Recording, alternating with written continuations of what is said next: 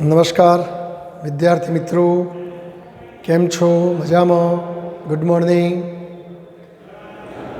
મિત્રો. ધોરણ 12 ભૌતિક વિજ્ઞાન પાઠ 13 ન્યુક્લિયસનો અભ્યાસ આપણે કરી રહ્યા છીએ. સ્વાધ્યાયના કેટલાક દાખલા બાકી છે, એની આપણે ચર્ચા કરીએ મિત્રો. જો અહીંયા રકમ સ્વાધ્યાયના દાખલા 17ની લખેલી છે. 94 પ્લુટોનિયમ 239 તત્વના વિખંડનના ગુણધર્મો, 92 યુરેનિયમ 235 ના ન્યુક્લિયસના વિખંડનના ગુણધર્મોના જેવા જ છે. વિખંડન દીઠ મુક્ત થતી ઉર્જા 180 MeV છે. એટલે એક ન્યુક્લિયસનું વિખંડન થાય તો 180 MeV ઉર્જા ઉત્પન્ન થાય છે. જો તમારી પાસે શુદ્ધ 94 પ્લુટોનિયમ 239નું 1 કિલોગ્રામ, તો જો આપણી પાસે કયા તત્વની વાત છે મિત્રો? 94 પ્લુટોનિયમ 239 આ તત્વની વાત કરવાની છે. તો જો આ પરમાણુ ક્રમાંક કહેવાય, આને પરમાણુ ભાર કહેવાય. તો 94 પ્લુટોનિયમ 239નો પરમાણુ ભાર જો તમારે લખવો હોય તો 239 ગ્રામ પર મોલ થાય. 1 કિલોગ્રામ તત્વ છે તમારી પાસે, તો જો દ્રવ્યનો જથ્થો આપ્યો 1 કિલોગ્રામ, જો ગ્રામમાં લેવું હોય તો 1000 ગ્રામ. તો એમ કહે છે કે આ 1 કિલોગ્રામમાં રહેલા બધા જ પરમાણુઓનું વિખંડન થાય, તો એ બધા પરમાણુઓ વિખંડન પામે તો કેટલી ઉર્જા MEVમાં વિમુક્ત થશે? જો એક ન્યુક્લિયસનું વિખંડન થાય તો 100 MeV ઉર્જા ઉત્પન્ન થાય છે. તો આ 1 કિલોગ્રામમાં રહેલા બધા જ ન્યુક્લિયસોનું વિખંડન થાય તો કેટલી ઉર્જા ઉત્પન્ન થાય એ આપણે ગણવાની છે. તો સૌથી પહેલાં તો આ 1 કિલોગ્રામ યાની કે 1000 ગ્રામ જથ્થામાં કેટલા પરમાણુ અથવા કેટલો ન્યુક્લિયસ છે આપણે ગણવો પડે. તો જો આપણે પહેલાં ન્યુક્લિયસની સંખ્યા ગણી કાઢીએ. આપણે પેલું એક સૂત્ર તમને કાયમ માટે લખાવેલું છે કે એમ દળમાં પરમાણુની સંખ્યા, જેટલા પરમાણુ હોય એટલો જ ન્યુક્લિયસ હોય. તો પરમાણુની સંખ્યા n શોધવાનું સૂત્ર એવોગેડ્રો અંક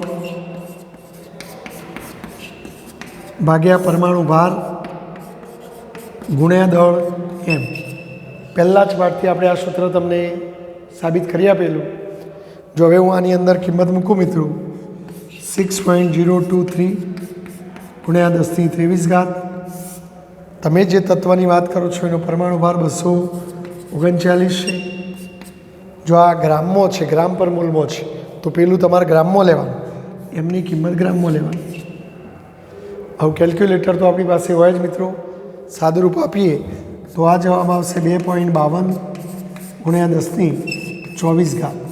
તો આમ આટલા પરમાણુ અથવા આટલો ન્યુક્લિયસ આપણા 1 કિલોગ્રામ પ્લુટોનિયમમાં હશે. હવે આપણે વિખંડન દીઠ વિમુક્ત થતી ઉર્જા 180 MeV છે. એટલે કે આપણે આવું કહી શકીએ કે એક ન્યુક્લિયસના વિખંડનથી વિમુક્ત થતી અથવા મુક્ત થતી અથવા ઉત્પન્ન થતી ઉર્જા 180 MeV છે મિત્રો. આવું રકમ કહે છે. તો આપણે કેટલો ન્યુક્લિયસ આવ્યો? આટલો n. તો n ન્યુક્લિયસના વિખંડનથી વિમુક્ત થતી ઉર્જા કેટલી? તો ચલો આપણે 83 મૂકીએ. તો આ વિમુક્ત થતી ઉર્જા બરાબર n ગુણ્યા 180. વિમુક્ત થતી ઉર્જા n ગુણ્યા 180 થશે મિત્રો. ચલો કિંમત મૂકીએ. nની કિંમત 2.52 ગુણ્યા 10⁻24 ગુણ્યા 180. કેલ્ક્યુલેટરથી સાદુરૂપ આપો તો 453.6 ગુણ્યા 10⁻24 અથવા એપ્રોક્સિમેટલી 454 ગુણ્યા 10⁻24 અથવા 2 પોઈન્ટ ખસેડો તો 4.54 ગુણ્યા 10⁻26 MeV। તો આમ 1 કિલોગ્રામ પ્લુટોનિયમમાંથી વિમુક્ત થતી ઉર્જા આટલી લગભગ હશે। એકદમ સહેલો દાખલો છે મિત્રો, સ્ક્રીનશોટ લઈ અને એ લખી દેશો।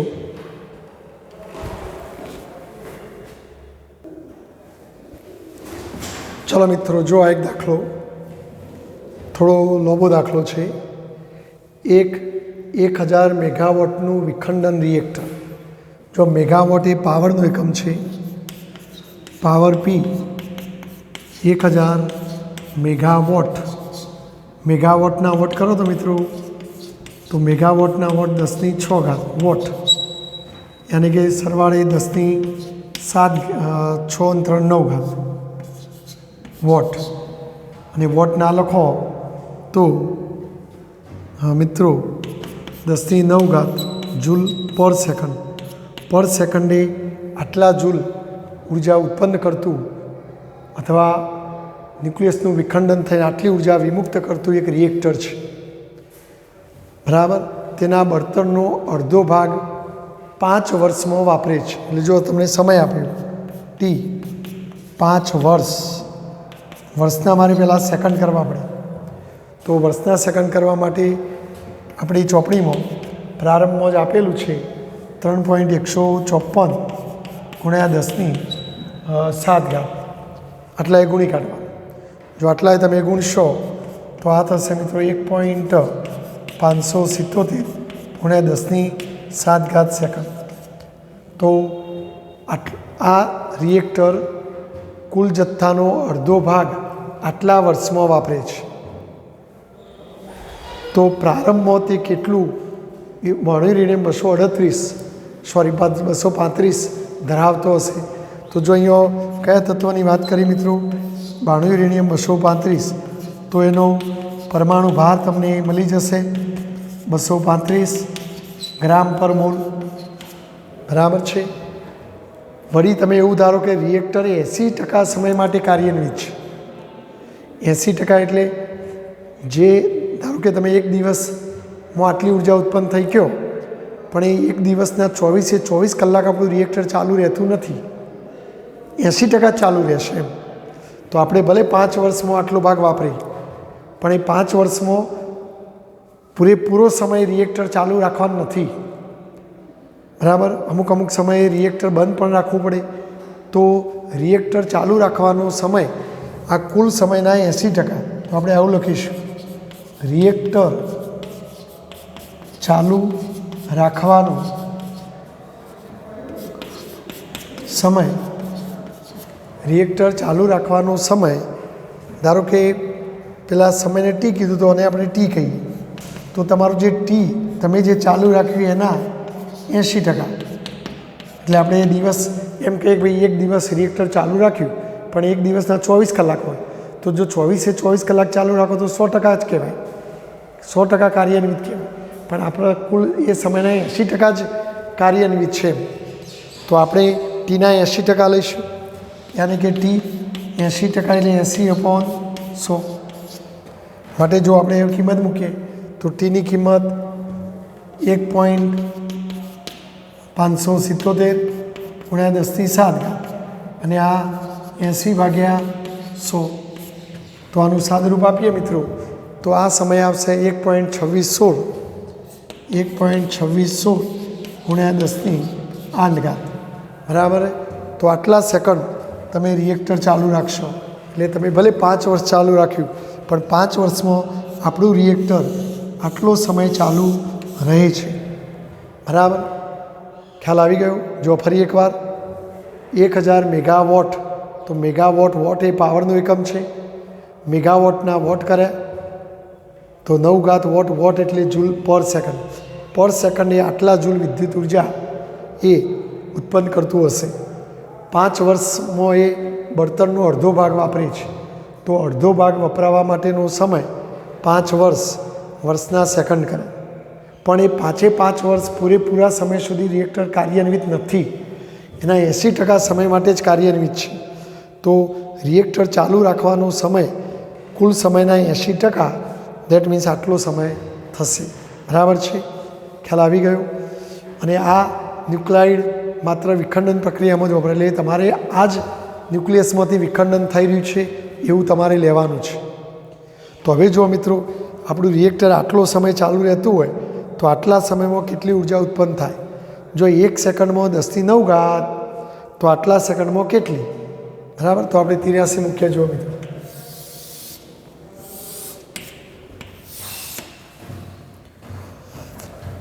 1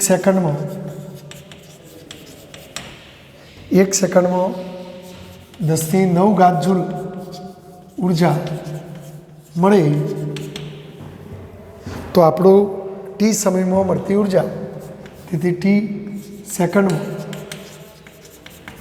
મળતી કુલ ઉર્જા, ચલો એ કુલ ઉર્જાને આપણે કંઈક નામ આપીએ, ઈ કહીએ. તો ટી ગુણ્યા શું થવાની? 10⁹ ઘાત. બરાબર. અથવા પાવર કહેવો તો પાવર કહેવો, કુલ ઉર્જા અથવા પાવર. એકમ સમયમાં મળતી ઉર્જાને પાવર કહેવાય. એના ઉપરથી આપણે ગણવા, કારણ કે આટલા જૂલ પર સેકન્ડે આટલી ઉર્જા ઉત્પન્ન થાય તો ટી સેકન્ડમાં કેટલી ઉર્જા ઉત્પન્ન થાય? તો અહીંયા ઉત્પન્ન થતી ઉર્જા ગણી નાખીએ. જો ટીની કિંમત તમે શોધી કાઢી હતી, 1.2616 ગુણ્યા 10⁸ ઘાત અને ગુણ્યા 10⁹ ઘાત, એટલે 9 × 8 = 17. તો 1.2616 ગુણ્યા 10⁻17 ઘાત જૂલ.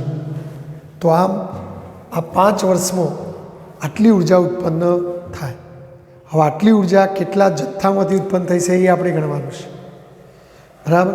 આપણે જ્યારે થિયરી ભણાવી તો 92 યુરેનિયમ 235ના વિખંડનમાં, પેલી શૃંખલા વિખંડન પ્રક્રિયા, એમાં એક વિખંડન દીઠ આશરે 200 MeV ઉર્જા આપણે લેતા હતા. તો આપણે આવું કહી શકીએ કે ભાઈ એક ન્યુક્લિયસના વિખંડનથી આશરે 200 MeV ઉર્જા મળે. તો ચલો આ 200 MeV એટલે MEVના EV કરવા પડે મિત્રો. તો એક ન્યુક્લિયસના વિખંડનથી આશરે 200 MeV, યાની કે 200 ગુણ્યા MEVના જૂલ કરીએ તો 1.6 ગુણ્યા 10⁻13 ઘાત, માટે 3.2 ગુણ્યા 1.2 ગુણ્યા 10⁻13 ઘાત આવશે. બરાબર છે. 1.6 ગુણ્યા 10⁻13 ઘાત, કારણ કે 1.6 ગુણ્યા 10⁻19 ઘાત જૂલ બરાબર EV. તો MEVના 10⁻6 ઘાત આવે ને, એટલે 13 ઘાત થઈ ગયા. એટલે આટલા -13ના 2 શૂન્ય લઈ લઈએ તો આટલા જૂલ. તો એક ન્યુક્લિયસના વિખંડનથી આટલા જૂલ ઉર્જા મળે. તો એક ન્યુક્લિયસના વિખંડનથી આપણને આટલા જૂલ ઉર્જા મળે. બરાબર. હવે આપણે તો જથ્થો ગણવાનો છે. ચલો આપણે પહેલાં 1 ગ્રામની ગણતરી કરીએ મિત્રો, કે ભાઈ 1 ગ્રામ યુરેનિયમમાં ન્યુક્લિયસની સંખ્યા n, તો એવોગેડ્રો અંક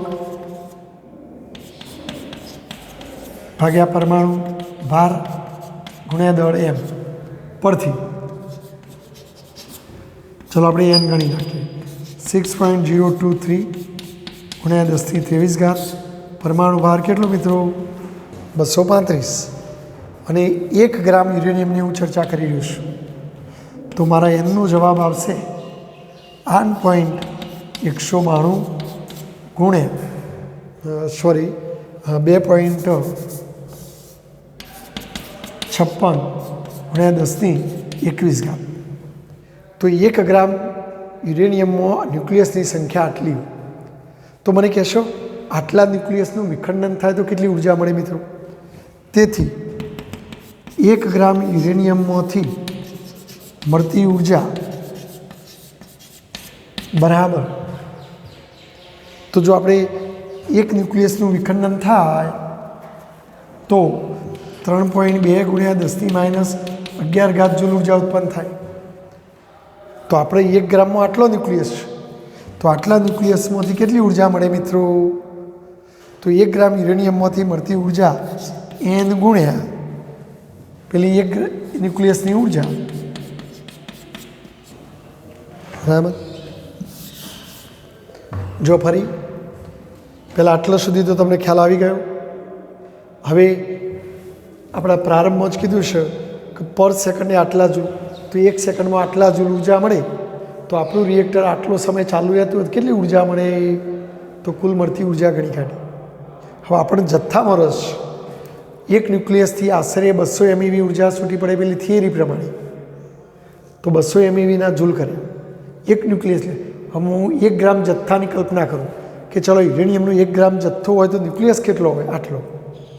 તો પછી આટલો ન્યુક્લિયસમાંથી કેટલી ઉર્જા ઉત્પન્ન થાય, અને એ જે મળે એક ગ્રામમાંથી મળી કે, તો 1 ગ્રામ યુરેનિયમમાંથી મળતી ઉર્જા, તો જો આપણે ગણી નાખીએ મિત્રો, બોલો એનની કિંમત અહીં લખું છું, જો 2.56 × 10⁻21 અને પેલી 3.2 × 10⁻11. તો જો આ બેનો ગુણાકાર કરીએ મિત્રો, તો 8.192 × 10⁻10 જૂલ.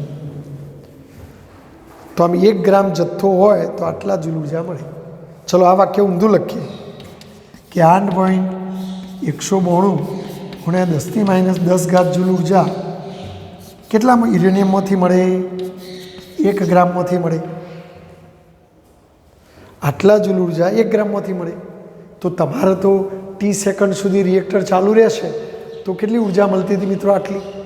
તો આટલી ઉર્જા મળી છે તો કેટલો જથ્થો હશે, તો જો આપણે ગણી નાખીએ 1.2616 × 10⁻17 જૂલ ઉર્જા મળે, તો જથ્થો કેટલો, તો અહીં જથ્થો M' કહીએ. ચલો તો જથ્થો M' બરાબર 1.2616 × 10⁻17 × 1 8.192 × 10⁻10. ચલો આનું સાદરૂપ આપો મિત્રો, તો આ જવાબ આવશે 0.154 × 10⁻7 ગ્રામ. બરાબર, ખ્યાલ આવી ગયો. જો કિલોગ્રામ કરવા હોય તો 0.154 × 10⁻4 કિલોગ્રામ.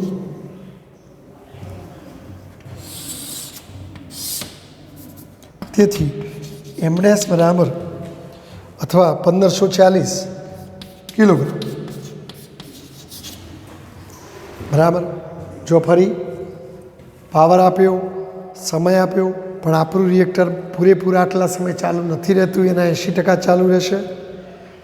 હવે એક ન્યુક્લિયસમાંથી તમને આટલા સેકન્ડ ચાલુ રહ્યું, તો 1 સેકન્ડમાં આટલી ઉર્જા ઉત્પન્ન થાય, તો આટલા સેકન્ડમાં કેટલી ઉર્જા ઉત્પન્ન થાય. ચલો એક ન્યુક્લિયસથી આટલી ઉર્જા મળે, તો 1 ગ્રામમાં આટલો ન્યુક્લિયસ હોય તો આટલા ન્યુક્લિયસમાંથી આટલી ઉર્જા મળે. હવે આપણે 83 મૂકીએ કે આટલી ઉર્જા મળવા માટે કેટલો જથ્થો હોય, 1 ગ્રામ. તો તમારું રિએક્ટર આટલો સમય ચાલુ રહેશે તો આટલી ઉર્જા ઉત્પન્ન થશે, તો એટલી ઉર્જા ઉત્પન્ન કરવા માટે જથ્થો કેટલો, 1540. તો આમ 1540 કિલોગ્રામ જથ્થો તમારી પાસે હશે. પણ રકમ શું કહેશે કે બળતણનો અડધો ભાગ જ આટલા વર્ષમાં વપરાયો. તો આ જે છે એ અડધો ભાગ છે, આ બળતણનો અડધો ભાગ જ છે, જે આપેલ બળતણનું અડધો ભાગ છે. કારણ કે રકમ એવું કીધું કે બળતણનો અડધો ભાગ 5 વર્ષમાં વપરાયો, તો આ 5 વર્ષમાં તમને આ જે ઉર્જા મળી એ આટલા જથ્થામાંથી મળી. હવે અડધો ભાગ આટલો હોય તો પછી પૂરો ભાગ કેટલો, તો તમારે પૂરો ભાગ ગણવો હોય. તેથી શરૂઆતમાં બળતણનો કુલ જથ્થો બરાબર, જો આ અડધો હોય તો પછી ડબલ કરી દો, તો 1540, તો તમારો જવાબ આવશે 3080 કિલોગ્રામ. તો આમ 3080 કિલોગ્રામ જથ્થો તમારી પાસે હશે. એનો અડધો 1540 કિલોગ્રામ, અને 1540 કિલોગ્રામ જથ્થામાંથી તમારે આટલી ઉર્જા ઉત્પન્ન થઈ હશે મિત્રો. બોલો ખબર પડી? એટલે થોડો દાખલો લોબો છે, ઠંડા દિમાગથી ગણવાનો. પહેલાં પાવર, પછી સમયના 80% એટલે કુલ સમય, એ સમય દરમિયાન ઉત્પન્ન થતી પહેલાં કુલ ઉર્જા ગણી કાઢો, હવે એ ઉર્જા કેટલા જથ્થામાંથી મળી એ જથ્થો ગણવાનો છે. તો એના માટે તમે 1 ગ્રામ જથ્થામાં કેટલો ન્યુક્લિયસ હોય ધારી લો. એક ન્યુક્લિયસમાંથી આટલી ઉર્જા મળે તો એટલા ન્યુક્લિયસમાંથી આટલી મળે, એનો મતલબ એ 1 ગ્રામમાંથી મળી કહેવાય. તો 1 ગ્રામમાંથી મળતી ઉર્જા આટલી, તો તિરાસી કે આટલી ઉર્જા બરાબર 1 ગ્રામ, તો આટલી ઉર્જા એટલે કેટલા ગ્રામ, ગ્રામના કિલોગ્રામ. અને પેલો રકમ કહે છે કે ભાઈ આ જે ઉર્જા મળી એ તો અડધા જથ્થામાંથી મળી. તો પછી પ્રારંભમાં તમારી પાસે જથ્થો કેટલો હશે? તો પ્રારંભમાં તમારો જથ્થો 3080 કિલોગ્રામ હશે. ચલો સ્ક્રીનશોટ લઈ લખી દેશો. ચલો વિદ્યાર્થી મિત્રો, સ્વાધ્યાયનો આ છેલ્લો દાખલો જુઓ, 13.22. થોડો સમજવા જેવો દાખલો છે. ન્યુક્લિયસમાંથી બીટા પ્લસના ઉત્સર્જન માટેની બીજી એક સ્પર્ધા કરનારી પ્રક્રિયા ઇલેક્ટ્રોનના કેપ્ચરની છે. તો જો ન્યુક્લિયસમાંથી બીટાના ઉત્સર્જન માટેની પ્રક્રિયા આપણે જાણીએ છીએ કે ન્યુક્લિયસમાંથી બીટા પ્લસ એટલે પોઝિટ્રોન ના ઉત્સર્જનની પ્રક્રિયા જો આપણે લખવી હોય તો આ રીતે લખાય કે ચલો આપણે કોઈ ન્યુક્લિયસ ધારી લઈએ ZXA, આમાંથી બીટા પ્લસ, અને બીટા પ્લસ એટલે +1 0નું ઉત્સર્જન થાય. તો ઝેડમાંથી 1 જાય તો અહીં શું વધે મિત્રો? Z-1. એમાંથી 0 જાય તો એ વધે. અને જો એ પરમાણુ ક્રમાંક બદલાઈ જાય એટલે તત્વ બદલાઈ જાય, વાય કહીએ. તમારી ચોપડીમાં આ બીટા પ્લસ લખો તો એ ચાલે. પણ જો મિત્રો જ્યારે પોઝિટ્રોનનું ઉત્સર્જન થાય ત્યારે ન્યુટ્રિનો નામનો કણ પણ ઉત્પન્ન થાય. અને આ પ્રક્રિયા દરમિયાન કંઈક ઉર્જા પણ ઉત્સર્જિત થતી હોય. ધારો કે ઉર્જાને હું Q1 કહું, જો આને હું સમીકરણ નંબર 1 કહું, તો આ પોઝિટ્રોનના ઉત્સર્જનની પ્રક્રિયા મેં લખી. પણ એમ કહે છે એની સાથે સ્પર્ધા કરનારી એક બીજી પ્રક્રિયા ઇલેક્ટ્રોન કેપ્ચરની. તો જો ઇલેક્ટ્રોન કેપ્ચર, ટુ કેચ કરવું એટલે પકડવું, એમાં ઇલેક્ટ્રોન પકડવાની વાત છે, ઇલેક્ટ્રોન સ્વીકારવાની વાત. તો ઇલેક્ટ્રોન કેપ્ચરની પ્રક્રિયા તમને રકમમાં આપેલી જ છે, આ રીતે છે. જો આપણી આ મૂળ તત્વ ZXA જે ઇલેક્ટ્રોન સ્વીકારે છે -1 0, જેને E- કહેવાય. પણ જો અહીંયા ઇલેક્ટ્રોન સ્વીકારે એટલે એન્ટી ન્યુટ્રિનો કણ સ્વીકાર, પણ એન્ટી ન્યુટ્રિનો પેલી બાદ લખો તો ન્યુટ્રિનો લખવાનું. તો જો અહીંયા મિત્રો શું થવાનું? Z અને -1, તો અહીંયા થવાનું Z-1, E અને 0 તો એ જ થવાનું. અને Z-1 પરમાણુ ક્રમાંકવાળા તત્વનું નામ Y, સાથે સાથે અહીંયા ન્યુટ્રિનો. અને ચલો આ પ્રક્રિયામાં ઉદ્ભવતી ઉર્જા Q2 છે એવું ધારી લઈએ આપણે, બરાબર છે. વાસ્તવમાં ન્યુટ્રિનો અહીંયા હોય તો એન્ટી ન્યુટ્રિનો, પણ પેલી બાદ જાય તો ન્યુટ્રિનો. તો જો આ ન્યુટ્રિનોના ઉત્સર્જનની પ્રક્રિયા, આ ન્યુટ્રિનોના ઉત્સર્જનની પ્રક્રિયા, પણ આમાં પોઝિટ્રોનનું ઉત્સર્જન થાય છે, આમાં ઇલેક્ટ્રોનનું કેપ્ચર થાય છે. તમારી ચોપડીમાં અહીંયા E- લખેલું છે, તો E- લખો તો પણ ચાલે મિત્રો. તો એમ કહેશે આ બે પ્રક્રિયાઓ પોઝિટ્રોનના ઉત્સર્જનની પ્રક્રિયાઓ છે, બરાબર. ન્યુટ્રિનોના ઉત્સર્જનની પ્રક્રિયાઓ છે, પણ એકમાં પોઝિટ્રોનનું ઉત્સર્જન થાય છે અને બીજામાં ઇલેક્ટ્રોનનું કેપ્ચરિંગ થાય છે. તો હવે જો પ્રશ્ન શું કહેશે કે દર્શાવો કે બીટા પ્લસનું આ જે ઉત્સર્જન છે, એટલે કે સમીકરણ નંબર 1 જો ઉર્જાની દ્રષ્ટિએ મંજૂર હોય, કેમ કે આ પ્રક્રિયા ઉર્જાની દ્રષ્ટિએ શક્ય બનતી હોય તો આ પણ પ્રક્રિયા શક્ય બનવી જોઈએ, બરાબર. તો ઇલેક્ટ્રોન કેપ્ચર પણ મંજૂર હોવું જોઈએ. હવે જાતે પ્રક્રિયા ક્યારે થાય? ઉર્જા ધન મળે તો. એટલે જો આ ઉર્જા ધન હોય તો ઓટોમેટિક આ ધન થાય, તો આપણે કહી શકીએ કે આ મંજૂર હોય તો આ મંજૂર હોય. પણ કહેશે એનાથી ઉલટું એટલે એમ કે આ પ્રક્રિયા શક્ય હોય તો આ શક્ય જ હોય એવું જરૂરી નથી, શક્ય હોય ના હોય તો એવું તમારે સાબિત કરવાનું છે. જો હવે આપણે આ બધું ઉત્સર્જન ન્યુક્લિયસમાંથી થાય છે, તો આપણે અહીંયા પરમાણુનું દર, ન્યુક્લિયસનું દર આ બધું થોડું સ્વીકારીને વાત કરીએ કે ચલો આપણે અહીંયા X તત્વ છે અને એક Y તત્વ, બરાબર. જો X તત્વના પરમાણુનું દર, આપણે પરમાણુના દરને કેપિટલ M નામ આપીએ, કેપિટલ MX, અને ન્યુક્લિયસનું દર જેને સ્મોલ એમ તરીકે ઓળખે એમએક્સ. જો એક્સ તત્વના પરમાણુનું દળ કેપિટલ એમએક્સ હોય અને ન્યુક્લિયસનું દળ સ્મોલ એમએક્સ હોય તો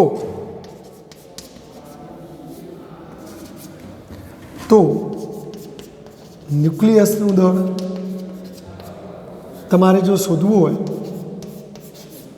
ન્યુક્લિયસનું દળ આપણે સ્મોલ એમએક્સ કીધું, તો જો સ્મોલ એમએક્સ શોધવું હોય તો આપણે જાણીએ છીએ કે ભાઈ પરમાણુના દળમાંથી ઇલેક્ટ્રોનનું દળ બાદ કરવું પડે. કારણ કે પરમાણુનું દળ એટલે ન્યુક્લિયસનું એ આવી જાય અને ઇલેક્ટ્રોનનું એ આવી જાય. પણ જો તમારે ન્યુક્લિયસનું દળ શોધવું હોય તો પરમાણુના કુલ દળમાંથી જેટલા સંખ્યામાં ઇલેક્ટ્રોન હોય એ ઇલેક્ટ્રોનનું દળ બાદ કરવું પડે.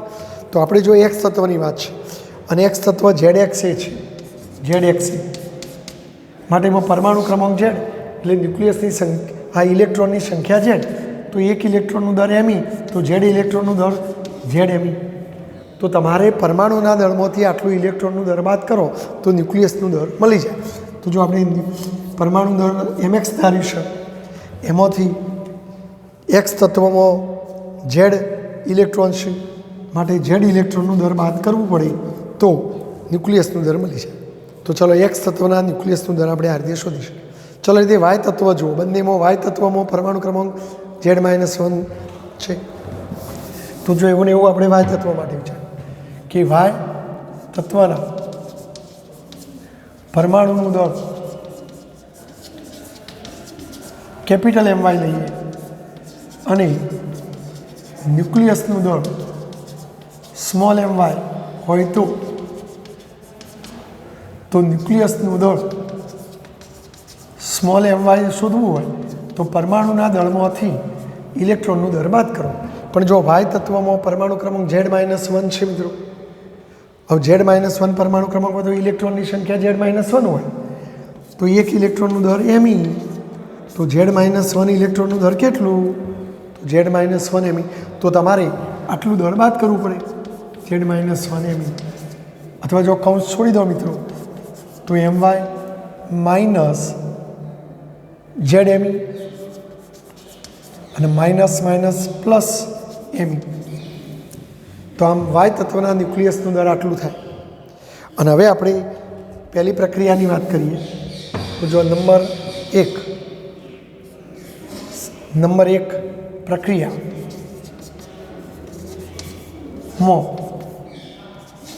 ઉદ્ભવતી ઉર્જા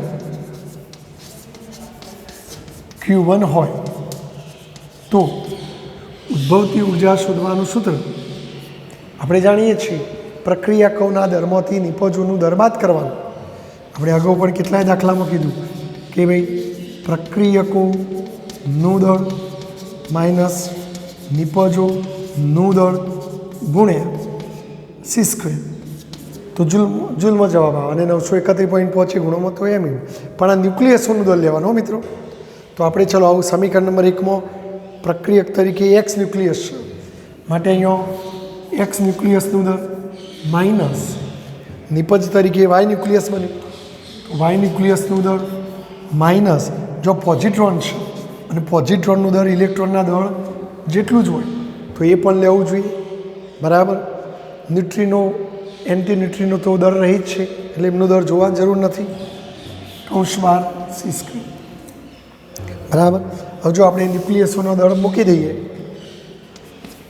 તો જો એમએક્સની જગ્યાએ હું શું લખું મિત્રો? એમએક્સની જગ્યાએ કેપિટલ એમએક્સ માઇનસ Z એમી, કેપિટલ એમએક્સ માઇનસ Z એમી, ચલો માઇનસ MY. તો MYની કિંમત આ રહી. જો પણ આગળ માઇનસ ચિહ્ન છે એટલે કૌંસમાં લખીશ કેપિટલ MY માઇનસ Z એમી પ્લસ એમી, બરાબર. ચલો પછી માઇનસ IME અને કૌંસ બાર C². જો હવે આપણે સાદું રૂપ આપીએ મિત્રો, જોઈએ આ minus MY minus minus plus Z એમી માઇનસ એમી, પછી આ તો કૌંસની બહાર છે માઇનસ એમી, આવું થશે, બરાબર છે. આ MX આ Z એમી. તો જો એ સાદું રૂપ આપશે તો માઇનસ Z એમી પ્લસ Z એમી જતા રહેશે. તો શું વધવાનું? એમ x minus M Y minus M એટલે -2m કૌંસમાં RC સ્ક્વેર. તો આમ પોઝિટ્રોનના ઉત્સર્જનની પ્રક્રિયામાં ઉદ્ભવતી ઉર્જા આ સૂત્રથી મળે. ચાલો ઓકે, આટલા સુધી તમને ખ્યાલ આવ્યો બરાબર. જો રકમ મૂકી તે પ્રમાણે પહેલાં બે સમીકરણ મેં બનાવ્યો, આ પોઝિટ્રોનના ઉત્સર્જનની, આ ઇલેક્ટ્રોનના કેપ્ચરની. પણ આ પરમાણુઓનો દર ઉપરથી હું ન્યુક્લિયસનો દર શોધવો હોય તો તમારે ઇલેક્ટ્રોનનો દર બાદ કરવાનો. એટલે પરમાણુના દર માટે હું કેપિટલ એમએક્સ લઉં અને ન્યુક્લિયસના દર માટે સ્મોલ એમએક્સ લઉં. તો આમાં ઝેડ પરમાણુ ક્રમાંક છે એટલે ઝેડ ઇલેક્ટ્રોનનો દર બાદ થાય. આમાં પરમાણુ ક્રમાંક Z-1 છે એટલે ઇલેક્ટ્રોન આટલા હોય એટલે એટલું દર બાદ થાય. હવે આપણે પહેલી પ્રક્રિયા માટે લખીએ. હવે તે બીજી પ્રક્રિયા માટે જોઈએ. 2 નંબરની પ્રક્રિયા અથવા પ્રક્રિયા 2માં આ પ્રક્રિયા 1માં અને હવે પ્રક્રિયા 2માં ઉદ્ભવતી ઉર્જા Q2 હોય તો ચાલો હવે Q2નું સૂત્ર. તો જો આપણે સમીકરણ આરીએ છીએ તો આ પ્રક્રિયકો કહેવાય. તો ચાલો પ્રક્રિયકોમાં એક્સનું દર, તો આપણે એક્સ તત્વના ન્યુક્લિયસનું દર. જો અહીંયા આ બાજુ છે પ્રક્રિયકોમાં ઇલેક્ટ્રોન છે તો ઇલેક્ટ્રોનનું દર. ચાલો હવે નિપજોનું દર બાદ કરો તો માઇનસ નિપજો તરીકે વાય ન્યુક્લિયસ છે તો વાયના ન્યુક્લિયસનું દર. એન્ટી ન્યુટ્રિનોનો તો દર હોય નહીં. તો આ ઉદ્ભવતી ઉર્જા કૌંસમાં RC સ્ક્વેર. હવે જો આપણે આ કિંમતો મૂકીએ મિત્રો, બોલો એમએક્સની જગ્યાએ શું લખો? કેપિટલ એમએક્સ માઇનસ ZME, ચલો વત્તા IME માઇનસ એમ વાય. પણ જો આગળ માઇનસ ચિહ્ન છે તો એમ વાયની કિંમત capital M Y minus ZME plus ME કૌંસમાં RC સ્ક્વેર. જો હવે તમે કૌંસ છોડી દેશો તો શું થશે? MX minus ZME. મારા અહીંયા જ લખું, ચલો એક સ્ટેપ વધારે થશે. જો આ MX minus ZME plus ME, જો આ કૌંસ છોડીએ તો minus MY minus minus plus ZME minus ME કૌંસમાં RC સ્ક્વેર. તો જો સાદુરૂપ આપીએ મિત્રો તો માઇનસ ZME પ્લસ ZME ઉડી જોઈએ, પ્લસ ME માઇનસ ME ઉડી જોઈએ. તો કૌંસમાં માત્ર MX માઇનસ MY કૌંસમાં RC સ્ક્વેર. આને આપણે સમીકરણ નંબર 4 કહીએ. બરાબર. ચાલો આટલા સુધી ખબર પડી ગઈ. જો હવે રકમ શું કહેશે કે દર્શાવો કે બીટા પ્લસ ઉત્સર્જનની દ્રષ્ટિએ મંજૂર છે. હવે કોઈ પણ પ્રક્રિયા જાતે ક્યારે થાય? ઉર્જા ઉત્પન્ન થાય તો એનો મતલબ કે બીટા પ્લસ ઉત્સર્જનની પ્રક્રિયા એ મંજૂર છે. તો પછી જો આ પ્રક્રિયા જાતે થતી હોય તો ઉર્જા Q1 ધન આવે કે ઋણ? તો આપણે એક વાત કરેલી કે જો પ્રક્રિયા દરમિયાન ઉદ્ભવતી ઉર્જા ધન હોય તો પ્રક્રિયા જાતે થતી હોય, અને જો ઉર્જા ઋણ હોય તો આપણે કરાવવી પડે. પણ એમ કહે શકાય તો ઉર્જાની દ્રષ્ટિએ મંજૂર છે. તો પછી જો પ્રક્રિયા 1 ઉર્જાની દ્રષ્ટિએ મંજૂર હોય તો આપણા પ્રક્રિયા દરમિયાન ઉદ્ભવતી ઉર્જા Q1 ધન આવે. તો એનો મતલબ કે આ જવાબ ધન આવે તો આ તફાવત ધન આવે. તો પછી જો Q1 ધન તો આ પદ ધન હોય, 0થી મોટું જ હોય, કારણ કે C સ્ક્વેર તો ધન જ હોય. તો આ પદ 0થી મોટું હોય. તેથી શું લખી શકો તમે મિત્રો કે ભાઈ MX minus MY minus 2ME is greater than 0.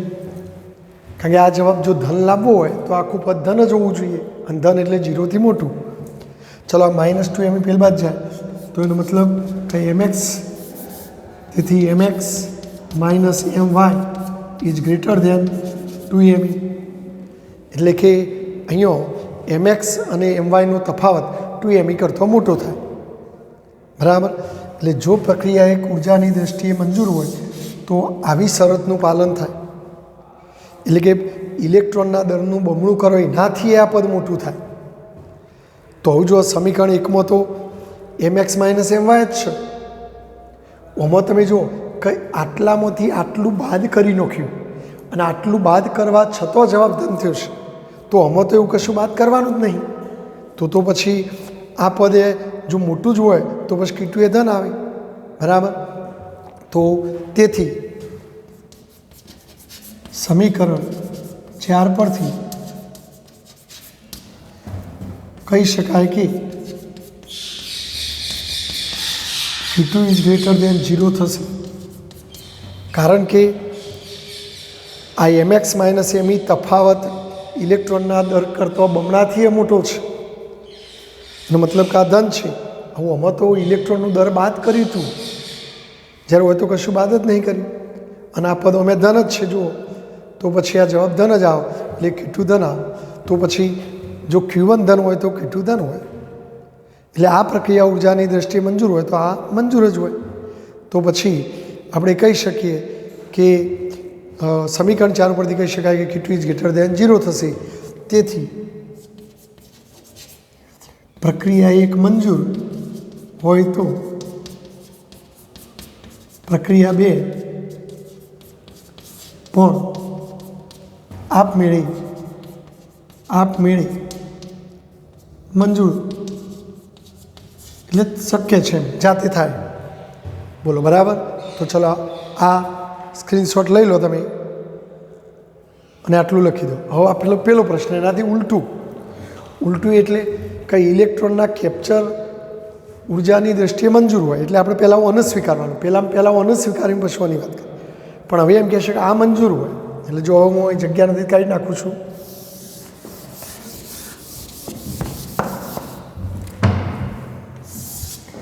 જો ઇલેક્ટ્રોન કેપ્ચર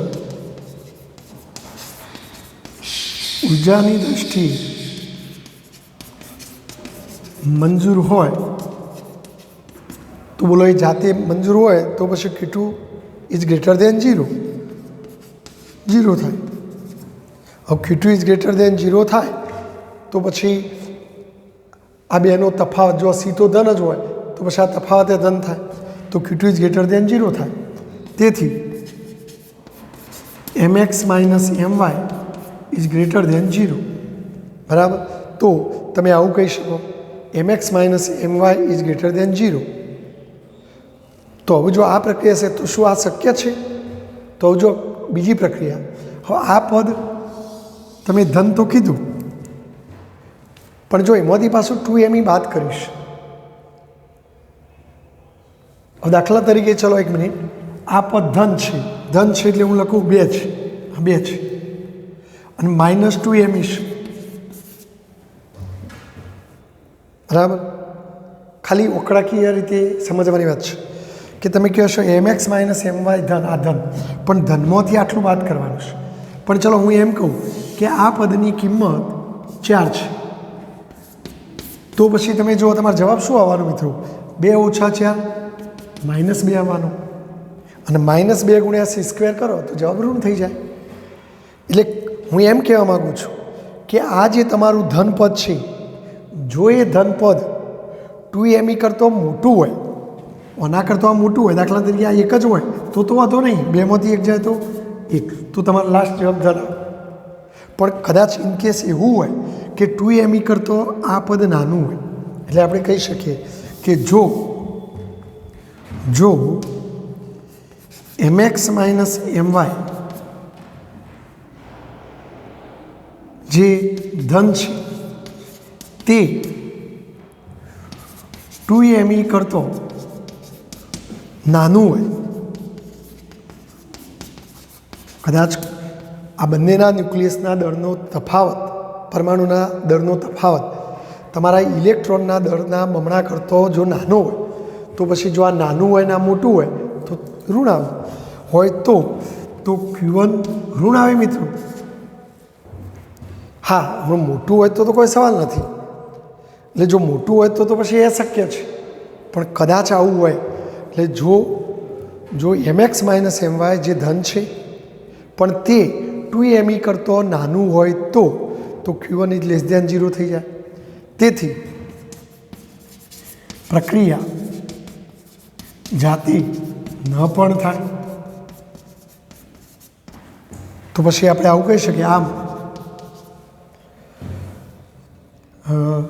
આપણે એવું કહી શકીએ કે આમ જો પ્રક્રિયા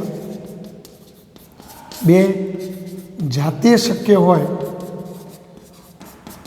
તો પ્રક્રિયા એક શક્ય ન પણ બને, કારણ કે આ પદ કરતો જો પેલું 2me મોટું થઈ જાય અથવા 2me કરતો આ પદ નાનું થઈ જાય તો કદાચ શક્ય ના પણ બને, બરાબર. અને જો મોટું હોય તો બને, એટલે મંજૂર હોવું જ જોઈએ એમ નથી, બરાબર. તો શક્ય હોય તો પ્રક્રિયા એક શક્ય ન પણ બને. આમ